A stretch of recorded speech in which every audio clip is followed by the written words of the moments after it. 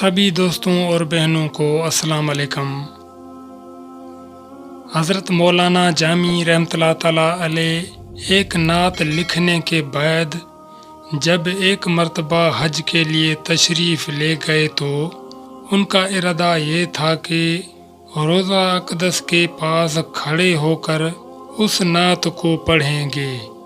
चुनाचे हज बैतुल्लाह शरीफ के लिए तशरीफ़ ले गए और हज से फ़ारग होकर मदीना मुनव्वरा की हाज़िरी का इरादा किया।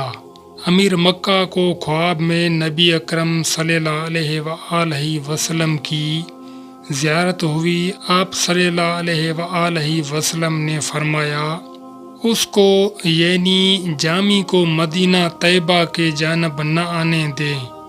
अमीर मक्का ने मुआनत कर दी। मौलाना जामी आशिक रसूल सल्लल्लाहु अलैहि वसल्लम थे। उनके दिल पर इश्क नबी सल्लल्लाहु अलैहि वसल्लम इस कदर गालिब था कि छुप कर मदीना तैयबा की जानब चल पड़े। कुछ सीरत निगार फरमाते हैं कि काफिले में एक संदूक में बंद हो गए, लेकिन फिर भी अमीर मक्का ने जाने न दिया। और कुछ फरमाते हैं कि भेड़ों के रेवड़ में उनकी खाल ओढ़ कर चलते चलते मदीना तैयबा में दाखिल हुए। फिर भी नबी सल्लल्लाहु अलैहि वसल्लम ने न आने दिया। जब दोबारा अमीर मक्का को नबी सल्लल्लाहु अलैहि वसल्लम की ज़ियारत हुई और फरमाया, जामी को मेरे रोज़ा पर न आने देना।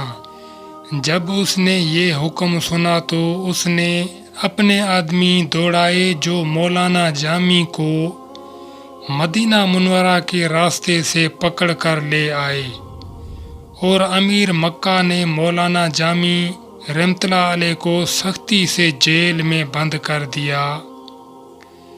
चुनाचे तीसरी मर्तबा फिर अमीर मक्का को नबी अकरम सल्लल्लाहु अलैहि वसल्लम की ज़ियारत नसीब हुई। आप सल्लल्लाहु अलैहि वसल्लम ने फरमाया, जामी कोई मुजरम नहीं, बल्कि हम इसलिए उसे अपने रोज़ा पर आने से रोकते हैं। उसने कुछ अशार लिखे हैं जिनको वो मेरी कब्र पर खड़े होकर पढ़ना चाहता है। अगर ये मदीना तैयबा पहुंच गया और मेरी कब्र अनवर पर हाज़िर होकर उसने ये अशार पढ़े तो कब्र अनवर से निकलकर मसाफा करना पड़ेगा। चुनाचे अमीर मक्का ने आप रहमतुल्लाह ताला अलैह को कैद खाने से निकाला और बड़ी इज्जत व तकरीम के साथ पेश आया।